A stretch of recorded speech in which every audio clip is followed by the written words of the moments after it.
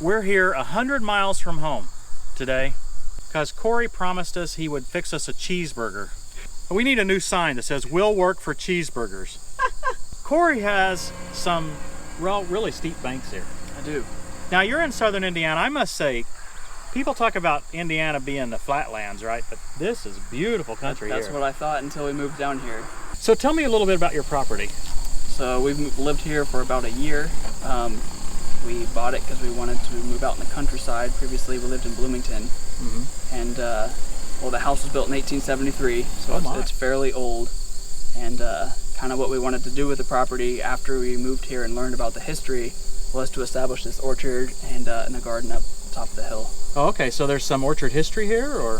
We were told by the locals who've been around a long time that a very long time ago there was an orchard here. And the guy who built it was a sheep farmer. Okay.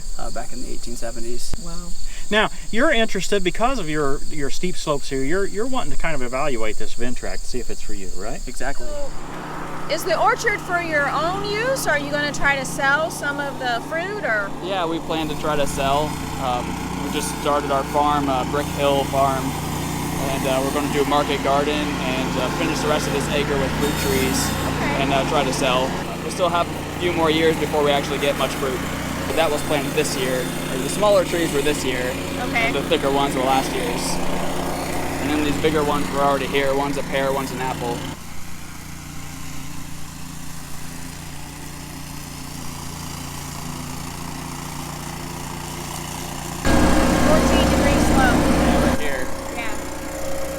More up there. My camera won't go with the slope, it stays level.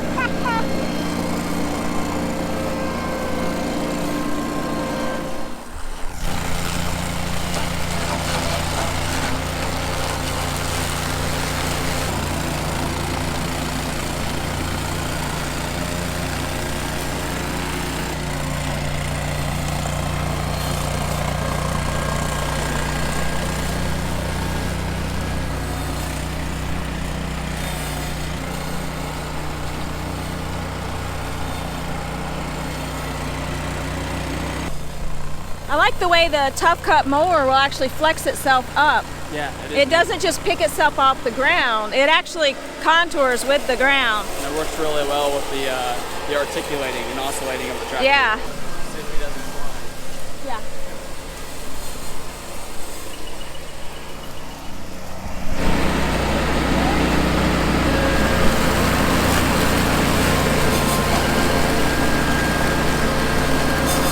You can hear the alarm go off.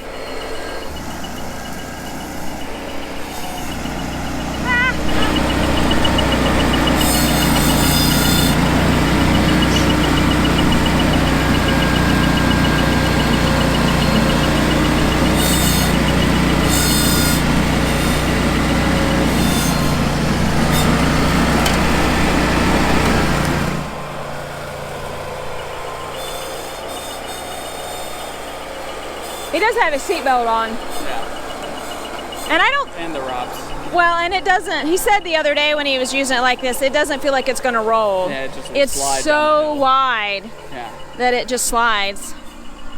That slope, the first thing I realize is I don't have any clue to recognize what 30 degrees is. Because that looks like 50 degrees to me. Yeah. And it registered... Well, a couple of times I saw maybe 32, 33. Most of the time, even when you heard it beeping, it was right on 30. There was never any feeling of going to turn over at all. You know, that we call it pucker factor sometimes. Yeah. There was just the inability sometimes to keep it on the hill. Yeah, it wanted to slide down the hill. Sliding, but still going straight, so it kind of maintained your mowing path. Yeah, sometimes I could be kind of crab steering a little, yeah. Yeah.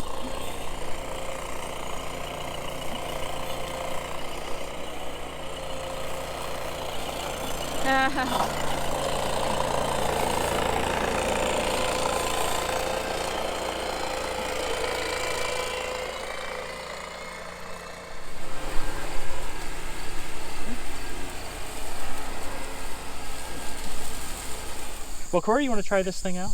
Sure, I can give it a shot. So the most unique thing about this thing is the articulated steering. There's a lot of positives to it as far as the ride and comfort like that, but it just takes a while to get used to doing it. We'll get you going here. I think you know where the throttle is, you know where the speed control is, we know where the emergency brake is. You got to get your seatbelt on because it is steep. You may have to tighten it a little bit. After all, you don't look as cheeseburger challenged as I am.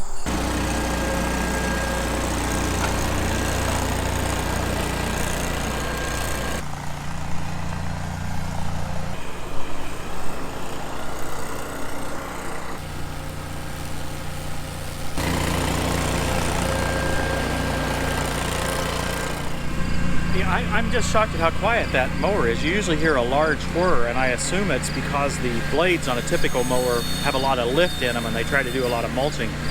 This mower is just real quiet. The blades are flat, so they don't attempt to mulch at all. I think if we were just using this to mow grass, even with the tough cut, we would probably lower it a little bit. Those front gauge wheels could be lowered, but we may be doing some brush cutting with it yet at this job, and I just don't want to take the time to try to lower it before that. And quite frankly, I don't think it really matters to Cory. He's getting experience with the tractor, he's seeing it mow, and this will help him in his decision process. Now about Cory's decision process, this is a difficult decision. His hills are steep. It's going to be hard to mow with any sort of a compact tractor, subcompact tractor, anything like that. He needs something that's really good on slopes. I don't know if a regular zero turn can get some of these big slopes. I know that this Ventrac would be perfectly suited for that aspect of it. However, he's got a lot of other jobs too that really need a tractor loader, maybe even a backhoe. So it's really hard to decide what the best thing is on a limited budget. It's a good ride for there, but I think he's going to try it. Yeah. You know, it takes he's been on it now for 10 minutes or so, and I think he feels like he's got a little bit more comfortable with it. Right. He dodged that area his first trip through. So here's an example. He's cut this brush here, and we desperately need Johnny and Johnny's grapple to get rid of that. There's simply no better way to evaluate a piece of equipment than to try it on your own property. Cory said he had very little experience with power equipment other than a traditional lawnmower. I think he's doing a pretty good job with it, so it just shows that it is easy just to get on and drive. Doesn't require a lot of experience or a lot of practice. There's really not a lot of controls to it. The main thing is keeping that mower in the float position, I believe. That's really the biggest thing.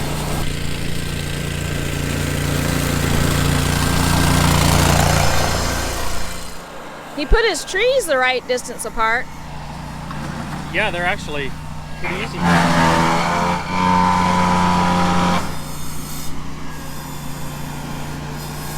Oh, there's a log down in there.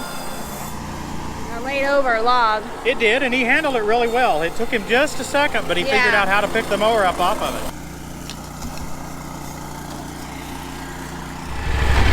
We're doing the rough stuff with your machine.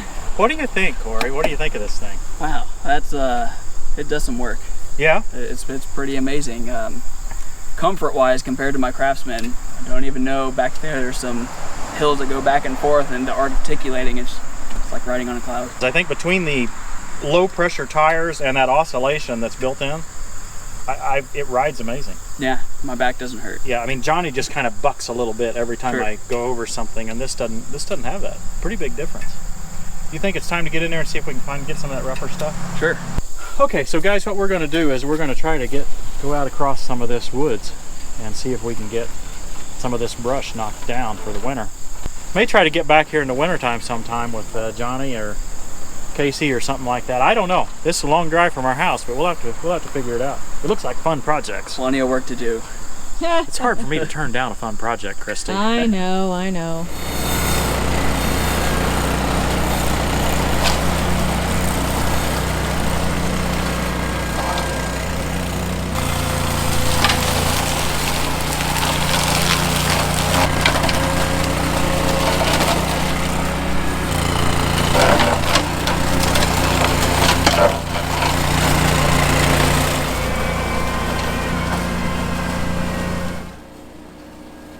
Cory's goal is to clear all of the underbrush and small trees from this entire hillside, basically all of this side of his property.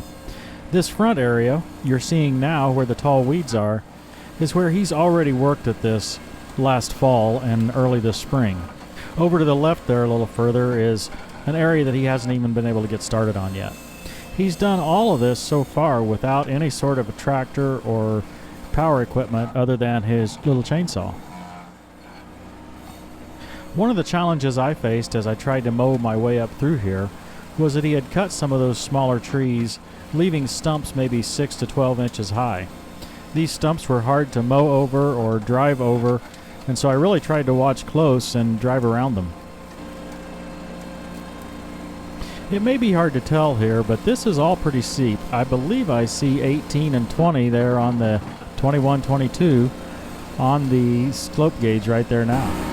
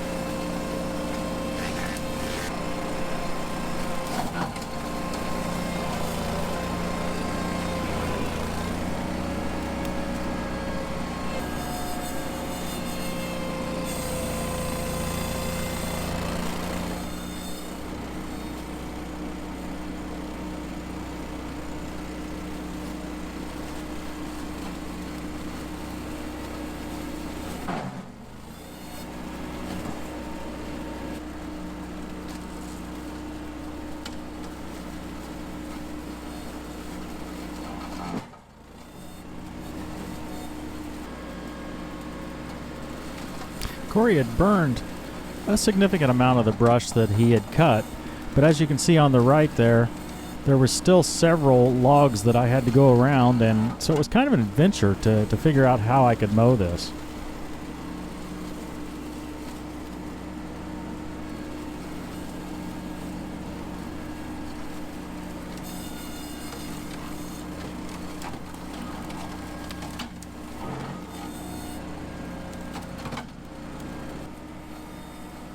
Okay, I want you to watch the mower here, and you'll see that I actually get it stuck here a little bit, and I have to reach up and turn off the PTO.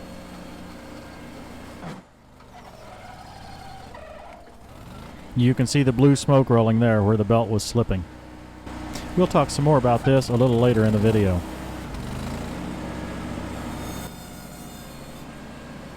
We've got a lot more video of mowing this section of Cory's woods. In some ways it's similar to what you're seeing, and in other ways it's different because there's different obstacles to be working around, different oddities that we encounter. We never really know how to handle this situation. Some of our viewers get bored and tune out, while other viewers wish our videos would be a lot longer and show a lot more details of what we're doing on each project.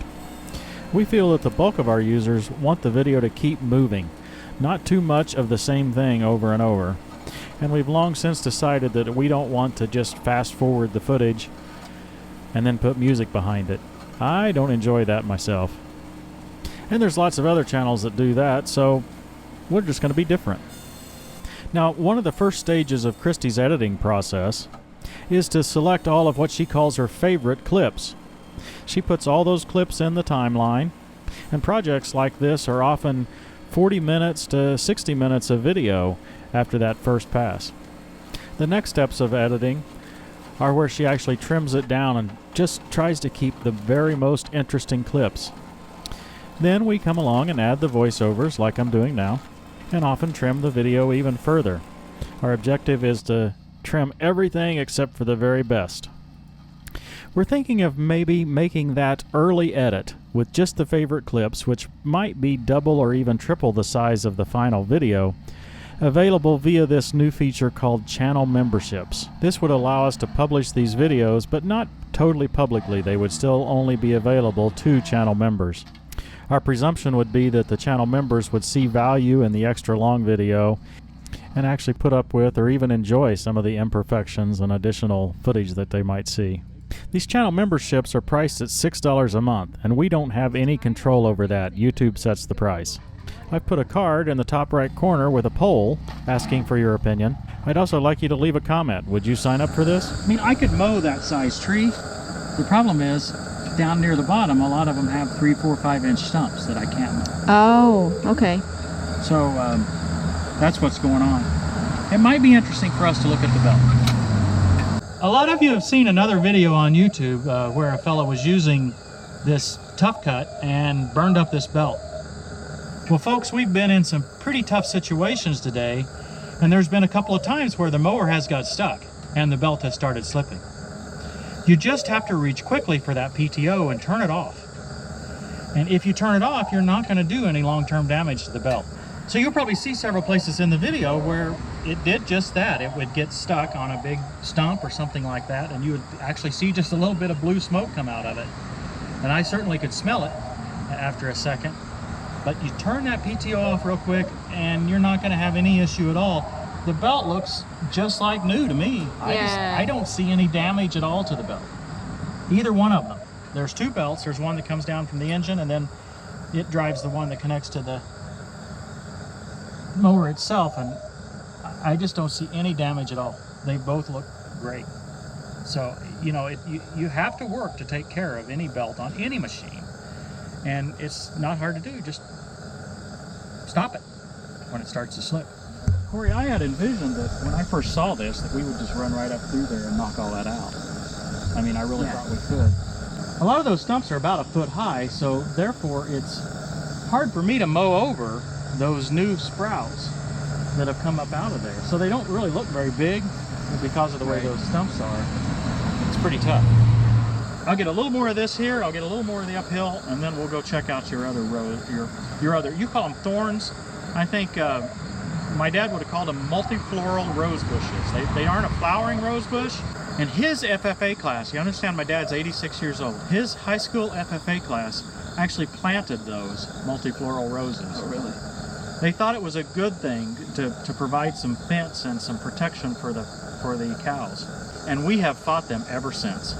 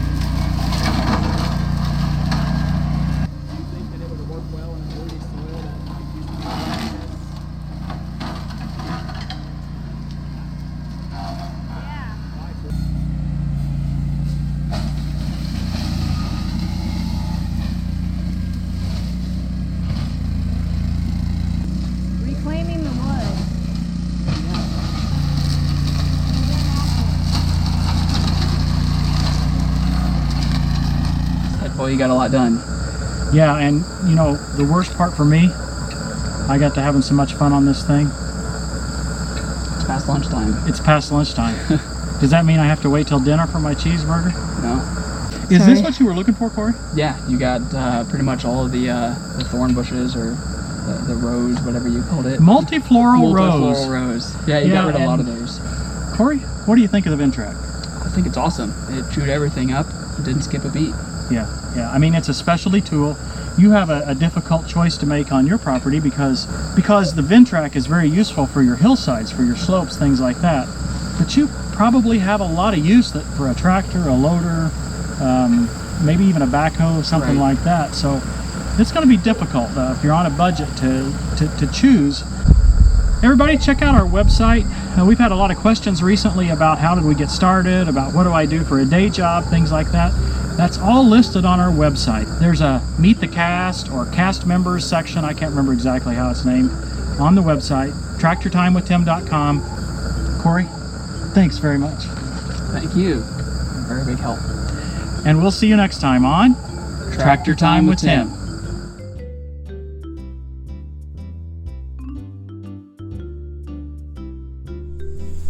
It's the fuel truck. Fuel truck. Hey, I think somebody took your job again.